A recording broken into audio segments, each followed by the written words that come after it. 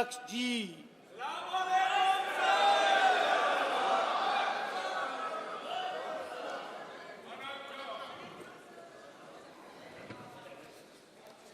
माननीय सदस्यगण, आपको बुलेटिन भाग 2 के माध्यम से पहले ही सूचित किया गया है कि माननीय वित्त मंत्री जी के बजट भाषण की प्रतियां आपको हार्ड कॉपी के रूप में उपलब्ध कराई जाएगी।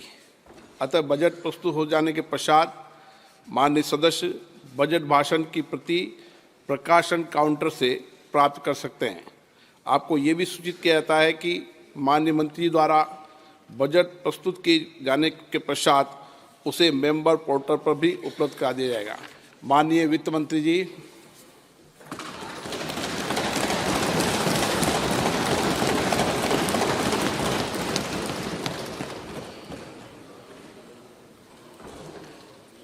Honorable Speaker, I present the interim budget for 24-25.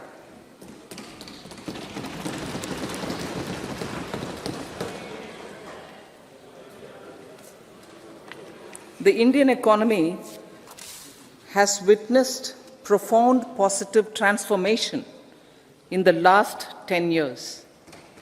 The people of India are looking ahead to the future with hope and optimism. With the blessings of the people, when our government, under the visionary and dynamic leadership of Honorable Prime Minister Shri Narendra Modi, assumed office in 2014, the country was facing enormous challenges. With Sabka Saath, Sabka Vikas as its mantra, the government overcame those challenges in right earnest. Structural reforms were undertaken. Pro-people programs were formulated and implemented promptly. Conditions were created for more opportunities for employment and entrepreneurship. The economy got a new vigor. The fruits of development started reaching the people at scale. The country got a new sense of purpose and hope. Naturally, the people blessed the government with a bigger mandate. In the second term, our government, under the leadership of Honorable Prime Minister, doubled down on its responsibilities to build a prosperous country with comprehensive development of all people and all regions. Our government strengthened its mantra to Sabka Saath, Sabka Vikas and Sabka Vishwas. Our development philosophy covered all elements of inclusivity, namely social inclusivity through coverage of all strata of the society, and geographical inclusivity through development of all regions of the country. With the whole of nation approach of Sabka Prayas, the country overcame the challenges of once in a century pandemic, took long strides towards Atmanirbhar Bharat, committed to Panch Pran, and laid solid foundations for the Amrit Kal. As a result, our young country has high aspirations, pride in its present, and hope and confidence for a bright future. We expect that our government, based on its stupendous work, will be blessed again by the people with a resounding mandate. Inclusive development and growth. Our humane and inclusive approach to development is a marked and deliberate departure from the earlier approach of provisioning up to village level. Development programs were thus provisioned. In the last 10 years, however, have targeted each and every household and individual through housing for all, Har Ghar Jal, electricity for all, cooking gas for all, bank accounts and financial services for all in record time. The worries about food have been eliminated through free ration for 80 crore people.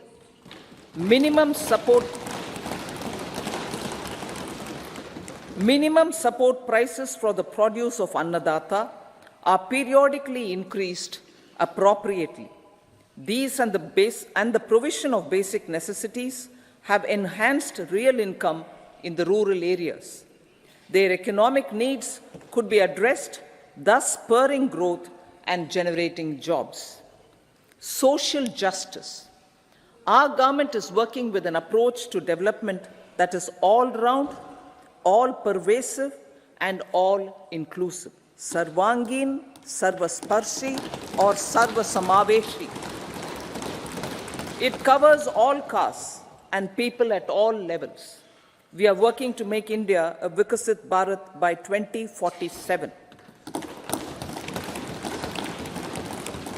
For achieving that goal, we need to improve people's capability and empower them. Previously, social justice was mostly a political slogan. For our government, social justice is an effective and necessary governance model. The saturation approach of covering all eligible people is the true and comprehensive achievement of social justice. This is secularism in action, reduces corruption, and prevents nepotism, prevents Bhai Bhatijawad.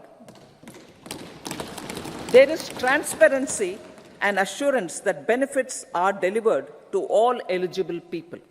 The resources are distributed fairly. All, regardless of their social standing, get access to opportunities.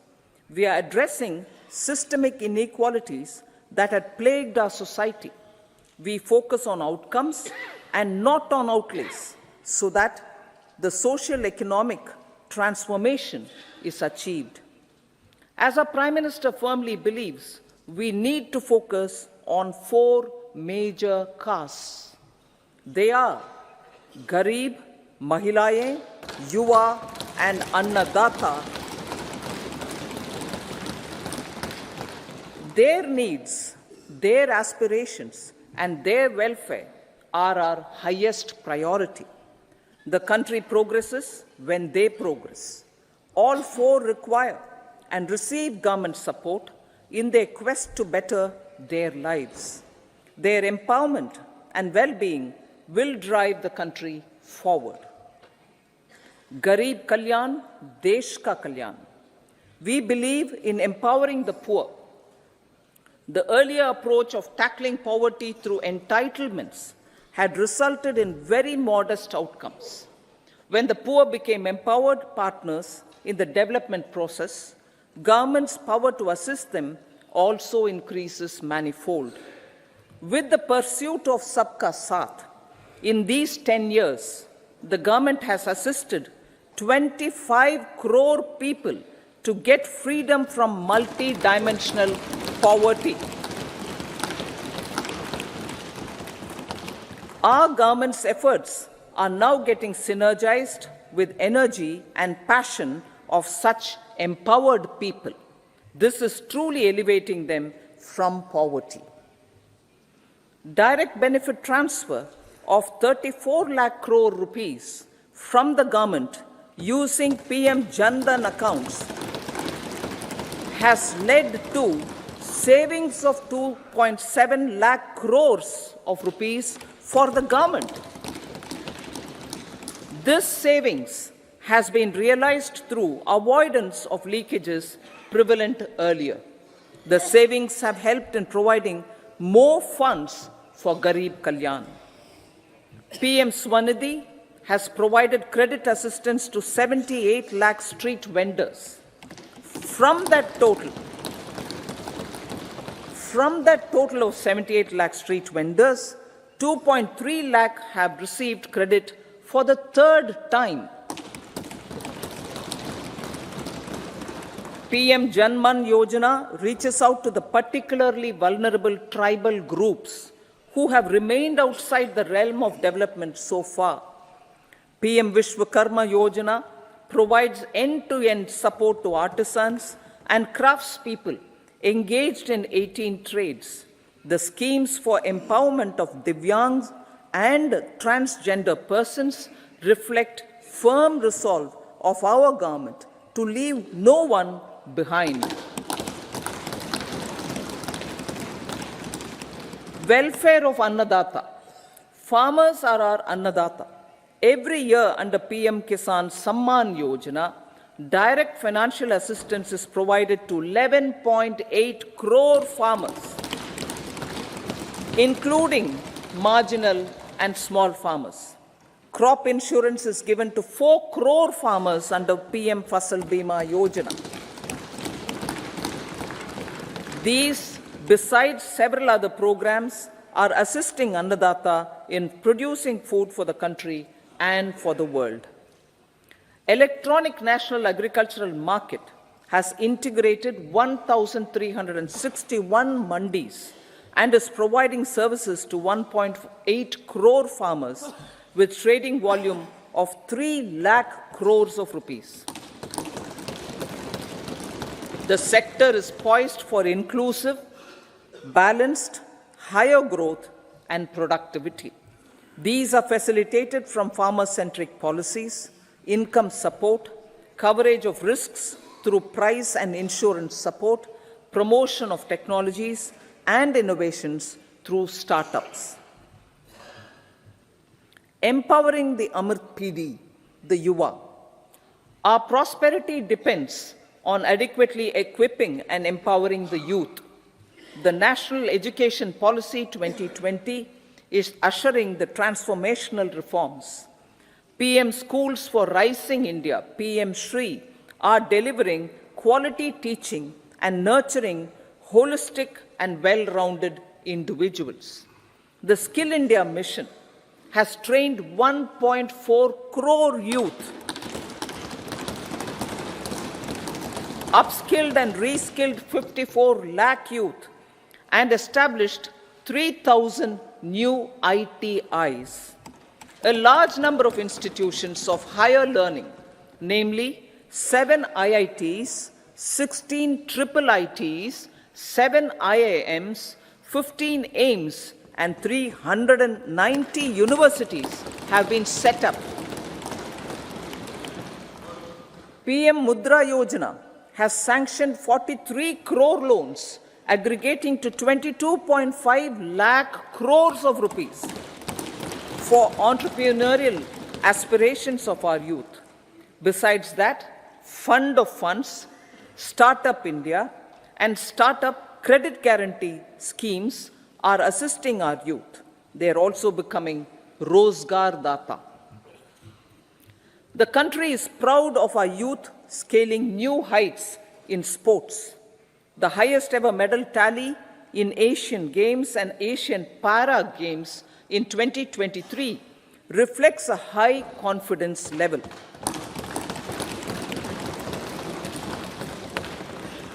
Chess prodigy and our #1 ranked player Pragnananda put up a stiff fight against the reigning world champion Magnus Carlsen in 2023. Today, India has over 80 chess grandmasters compared to little over 20 in 2010. Momentum for Nari Shakti. The empowerment of women through entrepreneurship, ease of living, and dignity for them has gained momentum in these 10 years. 30 crore Mudra Yojana loans have been given to women entrepreneurs. Female enrollment in higher education has gone up by 28% in 10 years. In STEM courses, girls and women constitute 43% of enrollment, one of the highest in the world. All these measures are getting reflected in the increasing participation of women in workforce. Making triple talaq illegal, reservation of 1/3 seats for women in the Lok Sabha and state assemblies, and giving over 70% houses under PM Awas Yojana in rural areas to women and giving over 70% houses under PM Awas Yojana in rural areas to women as sole or joint owners have enhanced their dignity. Exemplary track record of governance, development, and performance. Besides delivering on high growth in terms of gross domestic product, the government is equally focused on a more comprehensive GDP, that is, governance, development, and performance. Our government has provided transparent, accountable, people-centric, and prompt, trust-based administration with citizen-first and minimum government, maximum governance approach. The impact of all-round development is discernible in all sectors. There is macroeconomic stability, including in the external sector. Investments are robust. The economy is doing well. People are living better and earning better, with even greater aspirations for future. Average real income of the people has increased by 50%. Inflation is moderate. People are getting empowered, equipped, and enabled to pursue their aspirations. There is effective and timely delivery of programs and of large projects. Economic management. The multi-pronged economic management over the past 10 years has complemented people-centric, inclusive development. Following are some of the major elements. 1. All forms of infrastructure, physical, digital, or social, are being built in record time.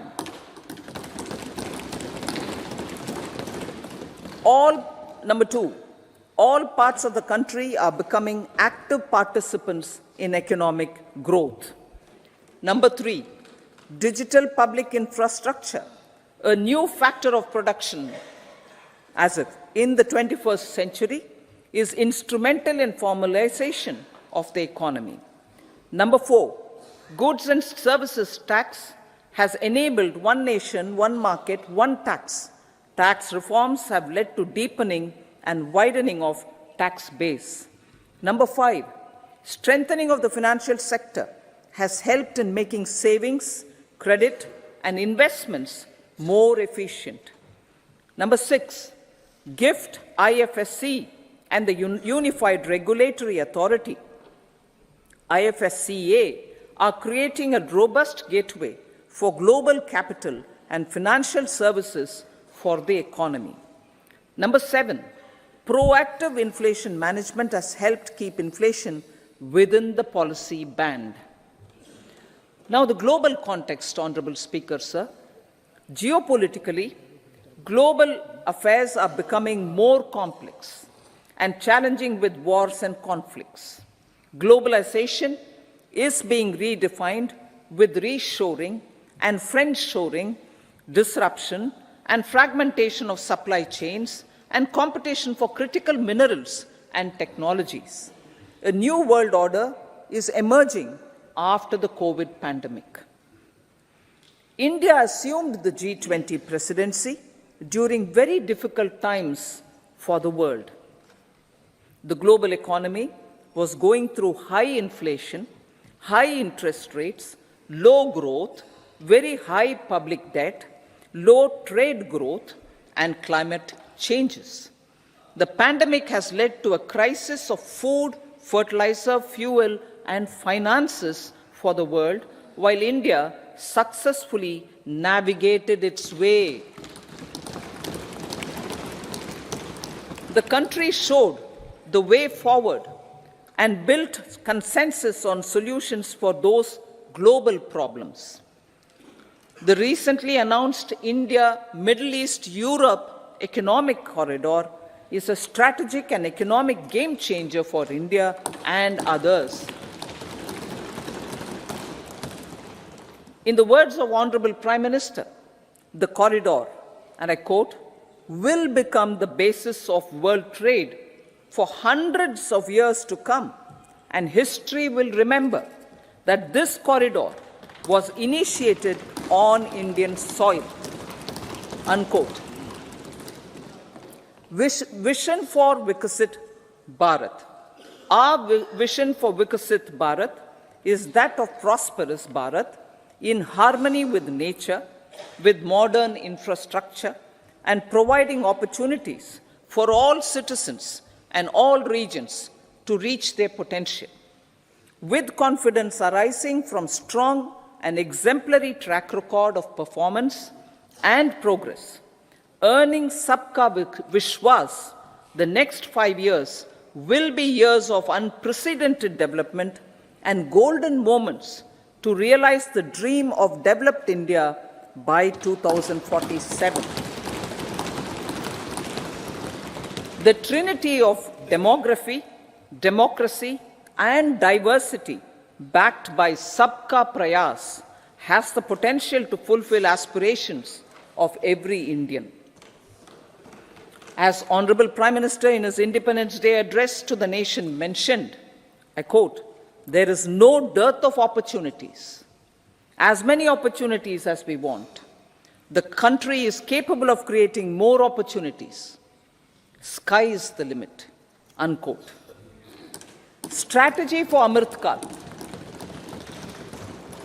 Our government will adopt economic policies that foster and sustain growth, facilitate inclusive and sustainable development, improve productivity, create opportunities for all, help them enhance their capabilities, and contribute to generation of resources to power investments and fulfill aspirations. Guided by the principle, reform, perform, and transform, the government will take up next generation reforms and build consensus with the states and stakeholders for effective implementation. It is an important policy priority for our government to ensure timely and adequate finances, relevant technologies, and appropriate training for the micro, small, and medium enterprises, MSMEs, to grow and also compete globally. Orienting the regulatory environment to facilitate their growth will be an important element of this policy mix. Aligning with the Panchamrit goals, our government will facilitate sustaining high and more resource-efficient economic growth. This will work towards energy security in terms of availability, accessibility, and affordability. For meeting the investment needs, our government will prepare the financial sector in terms of size, capacity, skills, and regulatory framework. Aspirational Districts Program. Our government stands ready to assist the states in faster development of aspirational districts and blocks, including generation of ample economic opportunities. Development of the East. Our government will pay utmost attention to make the eastern region and its people a powerful driver of India's growth.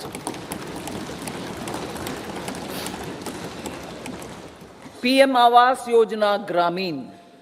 Despite the challenges due to COVID, implementation of PM Awas Yojana Grameen continued, and we are close to achieving the target of 3 crore houses. 2 crore more houses will be taken up in the next 5 years to meet the requirement arising from increase in the number of families. Rooftop solarization and Muft Bijli. Through rooftop solarization, 1 crore households will be enabled to obtain up to 300 units free electricity every month. This scheme follows the resolve of Honorable Prime Minister on the historic day of consecration of Sri Ram Mandir in Ayodhya. Following benefits are expected. Savings up to 15 to 18,000 rupees annually for households from free solar electricity and selling the surplus to the distribution companies.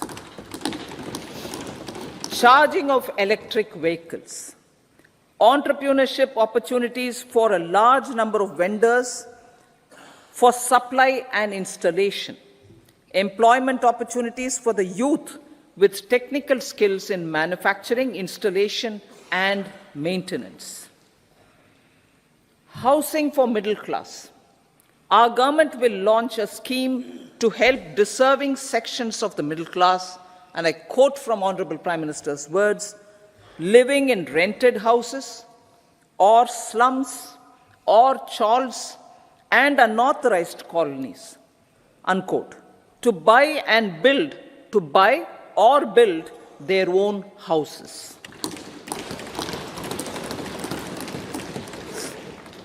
Medical colleges. Several youth are ambitious to get qualified as doctors. They aim to serve our people through improved healthcare services. Our government plans to set up more medical colleges by utilizing the existing hospital infrastructure under various departments. A committee for this purpose will be set up to examine the issues and make relevant recommendations. Cervical cancer vaccination. Our government will encourage vaccination for girls in the age group of 9 to 14 years for prevention of cervical cancer. Maternal and child health care. Various schemes for maternal and child care will be brought under one comprehensive program for synergy in implementation. Upgradation of Anganwadi centers under Saksham Anganwadi and Poshan 2.0 will be expedited for improved nutrition delivery, early childhood care and development. The newly designed U-Win platform for managing immunization and intensified efforts of Mission Indradhanush will be rolled out expeditiously throughout the country. Ayushman Bharat. Healthcare cover under Ayushman Bharat scheme will be extended to all ASHA workers, to all Anganwadi workers and helpers. Agriculture and food processing. The efforts of value addition in agriculture sector and boosting farmers' incomes will be stepped up. Pradhan Mantri Kisan Sampada Yojana has benefited 38 lakh farmers and generated 10 lakh employment. Pradhan Mantri Formalization of Micro Food Processing Enterprises Yojana has assisted 2.4 lakh SHGs and 60,000 individuals with credit linkages. Other schemes are complementing the efforts for reducing post-harvest losses and improving productivity and incomes. For ensuring faster growth of the sector, our government will further promote private and public investment in post-harvest activities, including aggregation, modern storage, efficient supply chains, primary and secondary processing and marketing and branding. Nano DAP. After the successful adoption of nano urea, application of nano DAP on various crops will be expanded in all agroclimatic zones. Atmanirbhar Oil Seeds Abhiyan. Building on the initiative announced in 2022, a strategy will be formulated to achieve Atmanirbharta for oil seeds such as mustard, groundnut, sesame, soya bean, and sunflower. This will cover research for high-yielding varieties, widespread adoption of modern farming techniques, market linkages, procurement, value addition, and crop insurance. Dairy development. A comprehensive program for supporting dairy farmers will be formulated. Efforts are already on to control foot and mouth disease. India is the world's largest milk producer with India is the world's largest milk producer, but with low productivity of milch animals. The program will be built on the success of existing schemes such as Rashtriya Gokul Mission, National Livestock Mission, and infrastructure development funds for dairy processing and animal husbandry. Matsya Sampada. It was our government which set up a separate department for fisheries, realizing this will help in generating employment also. Promoting investments. The FDI inflow during 2014 to 23 was $596 billion, marking a golden era. That is twice the inflow during 2005 to 14. For encouraging sustained foreign investment, we are negotiating bilateral investment treaties with our foreign partners in the spirit of First Develop India. FDI is First Develop India. Reforms in the states for Vikasit Bharat. Many growth and development enabling reforms are needed in the states for realizing the vision of Vikasit Bharat. A provision of 75,000 crore rupees as 50-year interest-free loan is proposed this year to support those milestone-linked reforms by the state governments. Societal changes. The government will form a high-powered committee for an extensive consideration of the challenges arising from fast population growth and demographic changes. The committee will be mandated to make recommendations for addressing these challenges comprehensively in relation to the goal of Vikasit Bharat. Amrit Kal as Kartavya Kal. Our government stands committed to strengthening and expanding the economy with high growth and to create conditions for people to realize their aspirations. Honorable Prime Minister, in his Independence Day address to the nation in the 75th year of our Republic, said, and I quote, "We commit ourselves to national development with new inspirations, new consciousness, new resolutions as the country opens up immense possibilities and opportunities. It is our Kartavya Kal." Unquote. Every challenge of the pre-2014 era was overcome through our economic management and our governance. These have placed the country on a resolute path of sustained high growth. This has been possible through right policies, true intentions, and appropriate decisions. In the full budget in July, Honorable Speaker, our government will present a detailed roadmap for our pursuit of Vikasit Bharat.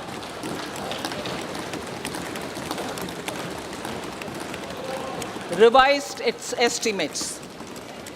Revised estimates of 2023-24.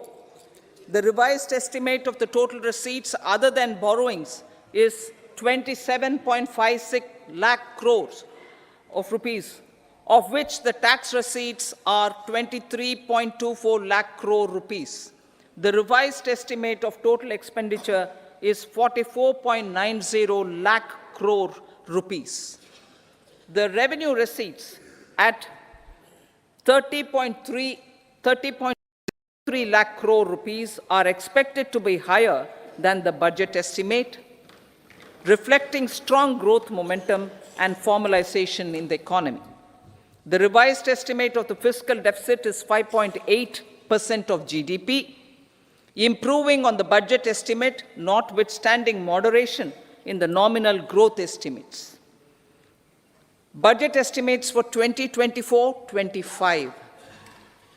Coming to the year 2024-25, the total receipts other than borrowings and total expenditure are estimated at 30.80 and 47.66 lakh crore rupees respectively.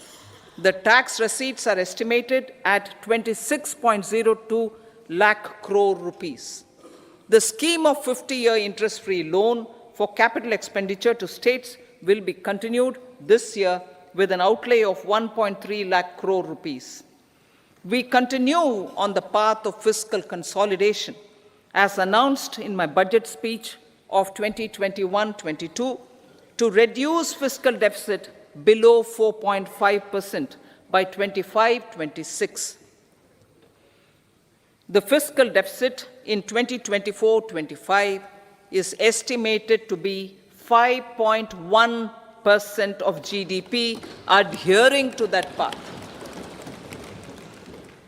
So the gross and net market borrowings through dated securities during 24-25 are estimated at 14.13 lakh crore rupees and 11.75 lakh crore respectively. Both will be less than that in 23-24. Now that the private investments are happening at scale, the lower borrowings by the central government will facilitate larger availability of credit for the private sector. Vote on account. I'll be seeking vote on account approval of the Parliament through the appropriation bill for a part of the financial year 2024-25. I will now move to Part B. Honorable Speaker, sir, over the last 10 years, the direct tax collections have more than trebled and the return filers swelled 2.4 times. I would like to assure the taxpayers that their contributions have been used wisely for the development of the country and welfare of its people. I appreciate the taxpayers for their continued support. The government has reduced and rationalized tax rates. Under the new tax scheme, there is now no tax liability for taxpayers with income up to 7 lakh rupees, up from 2.2 lakh rupees in the financial year 2013-14. The threshold for presumptive taxation for retail businesses was increased from 2 crores to 3 crores. Similarly, the threshold for professionals eligible for presumptive taxation was increased from 50 lakh rupees to 75 lakh rupees. Also, corporate tax rate was decreased from 30% to 22% for existing domestic companies and to 15% for certain new manufacturing companies. Honorable Speaker, sir, in the last 5 years, our focus has been to improve taxpayer services. The age-old jurisdiction-based assessment system was transformed with the introduction of faceless assessment and appeal, thereby imparting greater efficiency, transparency, and accountability. Introduction of updated income tax returns, a new Form 26AS, and pre-filling of tax returns have made filing of tax returns simpler and easier. Average processing time of returns has been reduced from 93 days in the year 2013-14 to a mere 10 days this year, thereby making refunds faster. Indirect taxation. By unifying the highly fragmented indirect tax regime in India, the GST has reduced the compliance burden on trade and industry. The industry has acknowledged the benefits of GST. According to a recent survey conducted by a leading consulting firm, 94% of industry leaders view the transition to GST as largely positive. According to 80% of the respondents, it has led to supply chain optimization, as elimination of tax arbitrage and octroi has resulted in disbanding of checkposts at the state and city boundaries. At the same time, tax base of GST more than doubled, and the average monthly gross GST collection has almost doubled to 1.66 lakh crores this year. States too have benefited. States' SGST revenue, including compensation released to states in the post-GST period of 2017-18 to 2022-23, has achieved a buoyancy of 1.22. In contrast, the tax buoyancy of state revenues from subsumed taxes in the pre-GST four-year period of 2012-13 to 2015-16 was a mere 0.72. The biggest beneficiaries are consumers, as reduction in logistic cost and taxes have brought down prices of most goods and services. We have taken a number of steps in customs to facilitate international trade. As a result, the import release time declined by 47% to 71 hours at inland container depots, by 28% to 44 hours at air cargo complexes, and by 27% to 85 hours at seaports over the last 4 years since 2019, when the national time release studies were first started. Tax proposals. As for tax proposals, in keeping with the convention, I do not propose to make any changes relating to taxation and propose to retain the same tax rates for direct and indirect taxes, including import duties. However, certain tax benefits to startups and investments made by sovereign wealth or pension funds, as also tax exemption on certain income of some IFSC units, are expiring on 31/3/2024. To provide continuity in taxation, I propose to extend the date to 31/3/2025. Moreover, in line with our government's vision to improve ease of living and ease of doing business, I wish to make an announcement to improve taxpayers' services. There are a large number of petty, non-verified, non-reconciled, or disputed direct tax demands, many of them dating as far back as 1962, which continue to remain on the books, causing anxiety to honest taxpayers and hindering refunds of subsequent years. Honorable Speaker, sir, I propose to withdraw such outstanding direct tax demands up to 25,000 rupees pertaining to the period up to financial year 2009-10 and up to 10,000 rupees for financial years 2010-11 to 2014-15. This is expected to benefit about 1 crore taxpayers. 1 crore taxpayers would benefit out of this. Economy then and now. In 2014, when our government assumed the reins, the responsibility to mend the economy step by step and to put the governance systems in order was enormous.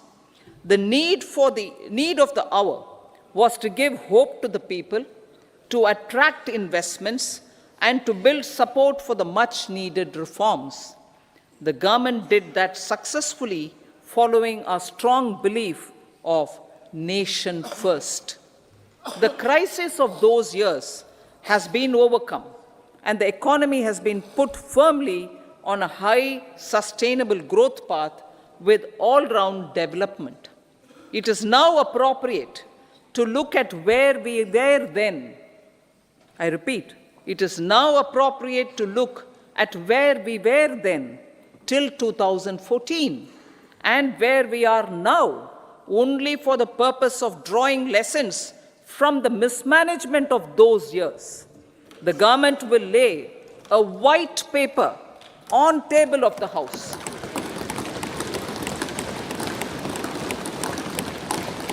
The exemplary track record of governance, development and performance, effective delivery and Jan Kalyan has given the government trust, confidence and blessings of the people to realize whatever it takes, the goal of Vikasit Bharat with good intentions, true dedication and hard work in the coming years and decades. With this, Honorable Speaker, I commend the interim budget to this august House. Jai Hind.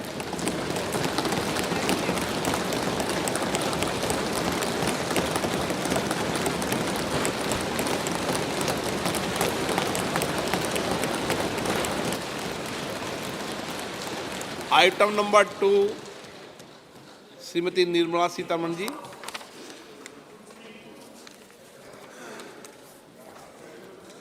Sir, with your permission, I rise to lay on the table the following statements. Under Section 3(1) of the Fiscal Responsibility and Budget Management Act 2003, medium-term fiscal policy cum fiscal policy strategy statement and macroeconomic framework statement. Item number 3, Shrimati Nirmala Sitharaman ji. Sir, with your permission, I rise to move for leave to introduce the Finance Bill 2024. प्रश्न ये है कि विधेयक को पुनर्स्थापित करने की अनुमति प्रदान की जाए। जो सदस्य इसके पक्ष में हाँ कहें, जो सदस्य विरोध में ना कहें। मेरे विचार में निर्णय हाँ वालों के पक्ष हुआ, हाँ वालों के पक्ष हुआ। माननीय मंत्री जी, विधेयक को पुनर्स्थापित करें। Sir, I introduce the bill. सभा की कार्रवाई शुक्रवार दिनांक 2 फरवरी 2024 को प्राप्त 11 बजे तक के लिए स्थगित की जाती है।